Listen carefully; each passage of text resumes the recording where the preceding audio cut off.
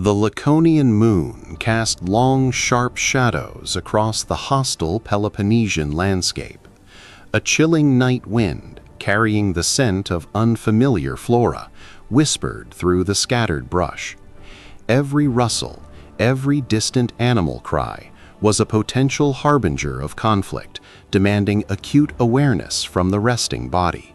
Deep within enemy territory, the Spartan soldier confronted an elemental paradox: the absolute necessity of restorative sleep juxtaposed against the omnipresent threat of sudden attack. This was not a problem solved by comfort, but by an intricate system of discipline, preparedness, and collective vigilance.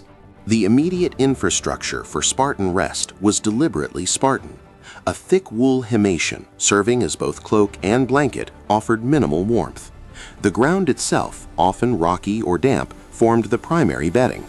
This stark simplicity forced immediate adaptation to harsh conditions. Individual tents were rarely employed. Instead, soldiers often slept in close proximity, a compact mass providing collective warmth and a psychological barrier. This communal arrangement mirrored their battlefield formation, transforming the resting phalanx into a dense, defensible unit even in slumber. Security was a paramount mechanical process. Sentry rotations were meticulously structured, with a fresh relay of hoplites continuously patrolling the camp perimeter. This cyclical system ensured that a significant portion of the force remained alert, maintaining a constant defensive posture against surprise incursions. The selection of a bivouac site was a tactical operation in itself. Spartans favored elevated ground with clear sightlines, or concealed depressions offering natural protection. Minimal fires were permitted, and those were often shielded, reducing the visible signature and preserving the element of surprise. Beyond physical arrangements, the soldiers' mental conditioning, instilled by the Agoge, served as a critical component. They were trained from youth to endure discomfort, to sleep lightly, and to awaken instantly to the slightest disturbance, a fundamental biological override for survival. Before settling, each soldier performed a brief methodical inspection of their immediate surroundings, checking for any misplaced gear or potential vulnerabilities. Their bronze Aspis was often positioned strategically, either at their head or side, serving not merely as protection, but as a tangible symbol of immediate readiness. The Enemotarchs, junior officers leading small platoons, maintained a constant, unobtrusive oversight. They conducted quiet patrols, ensuring the sleeping unit maintained its tight formation and that all sentries remained alert, a human layer of quality control for the camp's security mechanism. The Spartan soldier's sleep was a trained state of hypervigilance. It was a shallow, restorative rest, a low-frequency hum of awareness beneath the threshold of conscious thought. They possessed an inherent ability to filter ambient noise, distinguishing the sound of a rustling animal from the deliberate tread of an approaching adversary. This intricate system functioned on a foundation of absolute trust within the unit.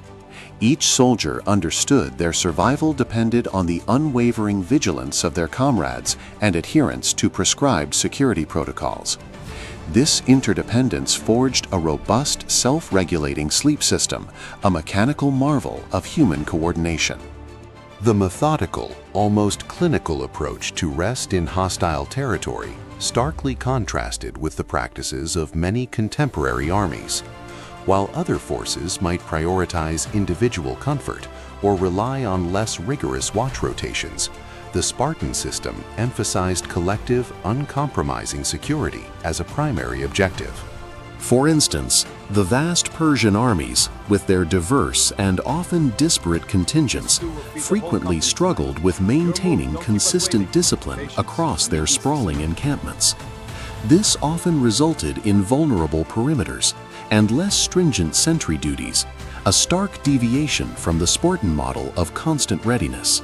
Similarly, the citizen soldiers of Athens, while formidable, often relied on more ad hoc encampment security when away from their city walls.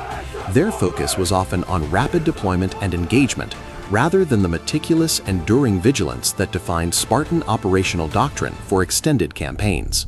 However, this very mechanical precision and unyielding commitment to perpetual readiness contained inherent weaknesses. The system, designed for optimal military effectiveness, exerted immense pressure on the Spartan polis.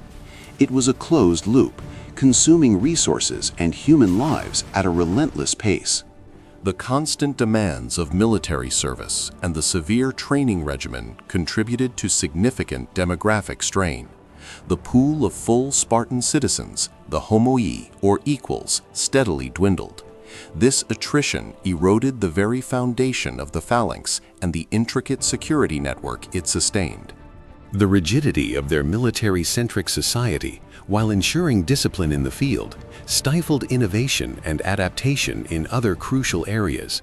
The sleep system in enemy territory, effective as it was, became a microcosm of a larger societal structure, too inflexible to evolve with changing geopolitical realities.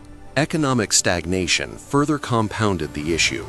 A society entirely geared towards military production and discipline struggled to maintain a robust economy.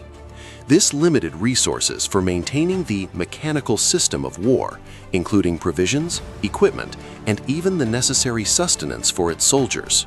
The insistence on a purely military-focused existence, while initially providing unparalleled security, ultimately created a monoculture that was brittle. The machine of Sparta, for all its clockwork efficiency in specific tasks, lacked the broader resilience required for long-term societal endurance. Ultimately, the Spartan soldier's ability to sleep in hostile lands was a testament to a system that prioritized survival and collective defense above all else. Yet this absolute focus, this mechanical perfection, came at the profound cost of social flexibility and demographic stability. How much can a society sacrifice for security before it sacrifices itself?